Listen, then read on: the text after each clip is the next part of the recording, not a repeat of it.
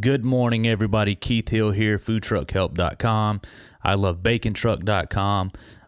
Don't forget, please follow us on Instagram. I know it's been a minute, but I'm still trying as hard as I can to get us situated to where we can get our swipe up links on the old IG. I love Bacon Truck on all social media outlets. Please, Instagram is the push. Once again, if you will send me a DM and let me know you're from the podcast, I'll follow you back. It's much appreciated. I can't tell you enough how much it's appreciated. I'm going to jump right into it. COVID-19, here we sit on, let's see, what is the date? May 28th. As always, I'm sitting here having my coffee, and it's been a minute since I've been able to record a podcast and get to everybody. I'm going to be 100% honest. We've worked more in the last 2.5 months than we ever have, looking at payroll hours, etc. I've been working 70-hour weeks. Not that I'm complaining. We could have been working 0. It could have been a lot worse. So this is kind of the part 2 of the coronavirus scare podcast that was last in line that we did here. There were a lot of unknowns, a lot of uncertainties in the last podcast, and I think what I want to do today is talk about where those uncertainties lie now and where we have been able to excel.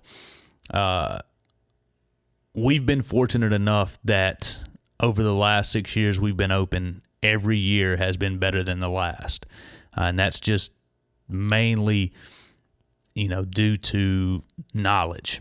Our first year, we didn't know anything. We were absolutely lost. Even coming from the bar and restaurant business, food truck is a different animal, as all of you know. There's definitely a lot of different details that you don't account for, and so we just over the 6 years, we've just learned a little more and a little more and a little more. At the end of the year, Josh and I sit down. I kind of shoot him my ideas as to where we can either bring in more cash or cut some things out of the budget to leave more profit for us. And then we implement those going into the new year. And this year, like I said, could have been our worst year since we opened. But it looks like this is going to be by far our best year. As of right now, our sales are up 54%. Over last year. Last year, our sales were up 30%. So we're up, 80. What does that make it? 88% over 3 years ago, which is amazing. And once again, we're truly fortunate because this could have been a really, really bad situation. When all of the brick and mortar restaurants scaled back, I've been using the analogy. It's kind of like a little speedboat. Having to make a hard left turn and pivot versus a big cruise ship having to make a hard left turn and pivot. We are so small that we're able to just make a decision and put that into play. It took all of the franchises and the chains and the big corporate guys a little while to make that pivot. They've got a lot more people. They've got to get in line and kind of situate everything. So we were fortunate there as well. What we did, we talked about it a little bit in the last podcast, but we were saying if everything gets shut down, the thing to do would be to go to neighborhoods. Well, I think the day I recorded that podcast, we started putting on social media that we would come out to neighborhoods, and that has kept us going. We've got our spot.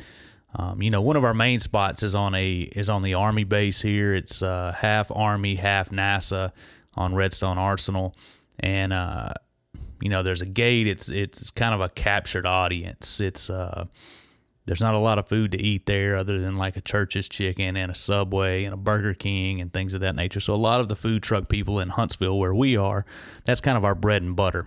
Okay, so the first thing that happened was NASA had a couple people come down with COVID, and they immediately shut down all independent contractors. We're still not back. It's been 2 months plus, and we're still not back on the Arsenal. So what we did is we had a little spot that we used to hit that is basically in the same parking lot as our commissary, and it's right on the busiest street in town. And so we'd go set up out there. So what we did is we immediately started going up, setting up out there, just letting people know, like, hey, we're off the arsenal.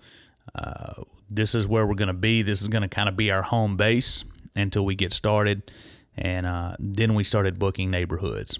So as we started booking neighborhoods, we ended up doing, now we try to take Sunday and Monday off just to give everybody, all the employees, a little bit of, personal time, and we just all have to regroup on for a couple days. That's our weekend. So what we've done is pretty much booked neighborhoods, dealing with HOAs and neighborhood associations. And we've been booking neighborhoods Tuesday night through Saturday night. And we've been doing that for 2 months so far. Right now, we're currently booked all the way through the end of June. So that will be, a little more. Let's just call it 3 months to make the numbers simple. But 3 months of going out to neighborhoods every night, Tuesday through Saturday. And that's been driving our business, really, between that and our little home-based spot that we set up. And it got to where we were only doing that 2 days a week. We were doing Thursday and Friday. And then if we got rained out, some things, and it left some hours open in the schedule before everyone got into overtime, we would go out on Saturday to make up for it, out to our little home base spot there. So overall, has been great for us. I know there's, it's tough seeing a bright spot in this tragedy, but business-wise, it's been great. We've tried a variety of different things. Of course, ordering online through Square has gotten amazing quick. They were ready with that technology. They've been working on it for a while. And then when all of this happened, they just dropped it, and we're like, we're going to put it out. We're going to work through the issues, and we're going to do what we need to do to make sure all of our merchants and vendors are supported. Of course, Square went through and gave everybody, if you had marketing, which we use daily, we've got 70,000 email addresses that we don't do it with the neighborhoods, but if we do it at our home base spot or somewhere special, we send out emails to 70,000 people every day, which I know some people might say that's annoying. Some people say once a week is what you do, but we gladly welcome everybody to unsubscribe that don't want to get those notifications. So we send those out, and then we tie in our links to order online and our links to order delivery right there in those emails. We also do a use a service called clicksend.com.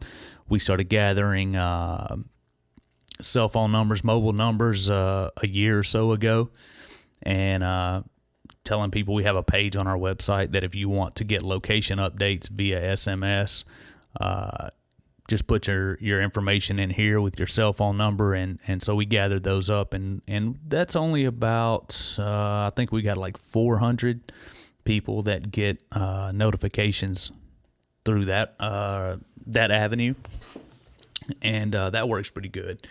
And we can also put links in there, etc., to order online, or we can put pictures and promote what we're focusing on that day. And that has helped as well. So between the going all in on marketing, we used to take it really easy, and we were scared to do a couple times a month in emails. We've really doubled down on that. We have had some unsubscribes, but it has helped us because every day we get a few people that were like, "Hey, we didn't even know you were here. We actually just ate dinner, but we wanted to come by and get something." And they still come by and get something. So it's been great that people are willing to, deal with a little mild annoyance of marketing. I know it gets overwhelming with marketing in your email box, but people really want to support local during this time, and everybody's being very gracious. So, we switched up the neighborhoods. We talked about that. We doubled down on our email and mobile marketing. We didn't know if we would be profitable during all this. That was a question. I went back and listened to the old coronavirus podcast, and I was kind of unsure about whether or not we would be profitable, but I had a plan of how we would continue to work. And And like I said, we're up 54% in sales for the year. So we have been blessed. We have kept up the no touch customer transaction. Basically, we put the little Bluetooth credit card chip scanner out on the table, and we ask people to dunk their own credit cards. We have them just stick their chip in there, and then we hold the iPad around where they could see it. Ask them if it's okay for us to make their signature, and then ask them, would you like to leave a tip? Would you like to do, I think it offers 10, 15, 20%. And then we ask them if they'd like to leave a tip, and we handle all of that for them so they don't have to touch. We're not, passing back and forth the iPad, so we have to basically cross-contaminate each other. We have done a couple times to where we just set the food truck up and set up a drive-through line, and we just let people pull up and line up in their cars. And that seems to actually work fairly well, especially, just yesterday we were at an event. We were on the fence about whether or not we were going to go because of the weather. It was going to rain. We made the decision to go. Everything pointed to the fact that the rain had dried up. Well, about 45 minutes into service, here came the rain. We were packing up, getting ready to leave, and cars started pulling up in the middle of a thunderstorm, and we just had them line up and basically serve them, take their orders, serve them out the window, so nobody has to really get wet, nobody has to get out in the rain, and it worked very well. Just go to any Chick-fil-A and take a look at the system they've got working, and that's all we did. When we thought, what if we have to switch this to drive-through so people they don't have to get out and gather around the truck. We were going to kind of steal Chick-fil-A's system and go from car to car taking orders and just let them pull up to the truck and pick it up. So that would have worked. We still may implement that in some way. We talked about the importance of ordering online during all this. That has really helped us. We send our emails and things out about 9 a.m. Somewhere between 9 and 9:30. I've been experimenting with how many clicks they get at what time, how many orders we get online. So somewhere between 9 a.m. and 10 a.m. there's a sweet spot as what the best time is to send. We don't know yet. I'm basically putting all of the information in a spreadsheet, and after a year or so, I'm going to drill down on it and see, what time it gets the most clicks and opens and what time we get the most orders, etc. And then that's going to be our standard.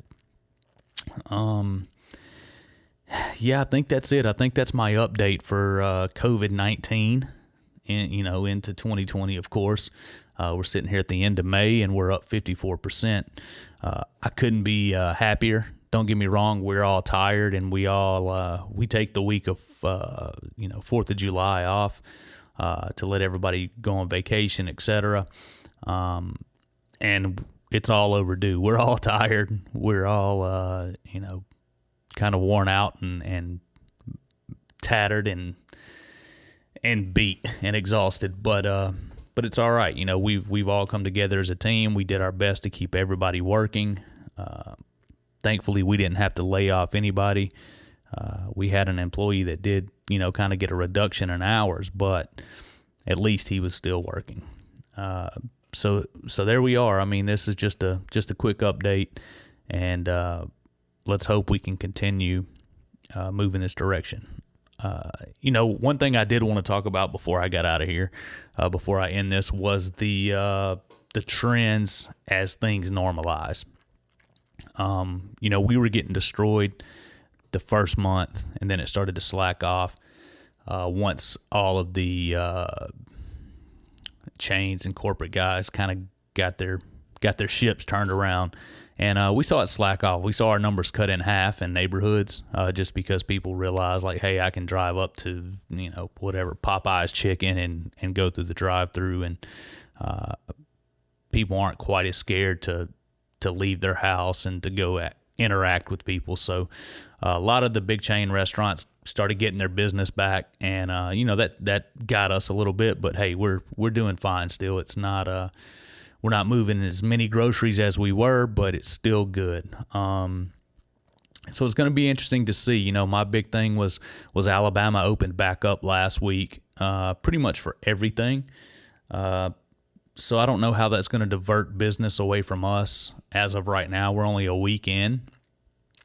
So we'll see. You know, maybe I'll do a follow up, do a follow up for a COVID update part 3 or something, and we'll go from there. But right now things are looking good. I hope everybody out there is doing great. So pull your socks up, tighten your belt. Let's go out there and get this money. And I hope everybody's maintaining and doing okay out there. I hope this helps.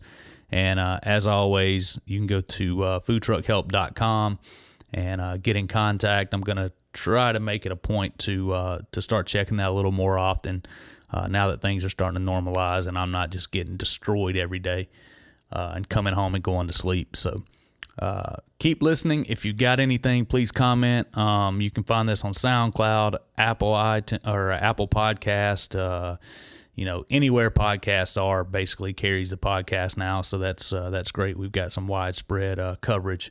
If there's anything I can help you with, send a message and I'll try to get into a future podcast. So thanks for tuning in. Everybody go get that money and Food Truckers unite and do our thing. All right, y'all. Talk to you soon.